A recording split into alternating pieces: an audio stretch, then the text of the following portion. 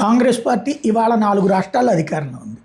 అటు కర్ణాటక, తెలంగాణ, కేరళ, హిమాచల్ ప్రదేశ్. అంతకుముందు 2018 టైంలో ఇంకొక 4 రాష్ట్రాల్లో కూడా ఉంది. ఛత్తీస్గఢ్, మధ్యప్రదేశ్, రాజస్థాన్ లాంటి రాష్ట్రాల్లో కూడా అధికారంలో ఉంది.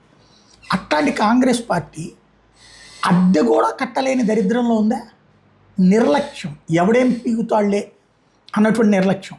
తన సొంత జాతీయ కార్యాలయానికి అద్దె కట్టలేకపోవడం అన్నటువంటి 24 అక్బర్ రోడ్లో ఉన్నటువంటి బంగ్లాని కాంగ్రెస్ తీసుకుని 2013 నుంచి ఈ రోజు వరకు అద్దె కట్టట్లేదట.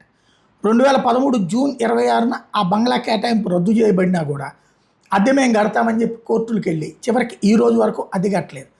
2013 జూన్ 26 నుంచి అద్దె కట్టలేదని తేలింది. ఎస్టేట్స్ డిపార్ట్మెంట్ ఇప్పుడు ఆ బకాయిల్ని అంచనా వేసి అనధికారికంగా ఉంటున్నట్టుగా దాన్ని తొలగించడానికి రెడీ అవుతుంది అన్నటువంటిది. ఢిల్లీలోని లూటియన్స్ ప్రధాన కార్యాలయం మీద దీర్ఘకాలం కొనసాగుతున్న వివాదం మీద ఆర్టీఐ సమాచారం మేరకు ఈ విషయం బయటకు వచ్చింది అన్నటువంటి అంశాన్ని ఇండియా టుడే ప్రొజెక్ట్ చేసుకొచ్చింది.